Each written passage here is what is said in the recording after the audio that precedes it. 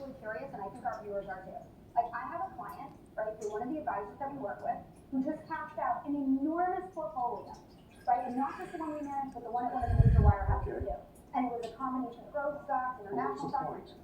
What's the point? This is what he bought. He bought Bitcoin, MicroStrategy, Palantir, and like another Bitcoin ETF. 100% in that. So I'm saying to myself, like, what does he think he's gonna get? And that's Private jet. What do you think? Yeah. Hey!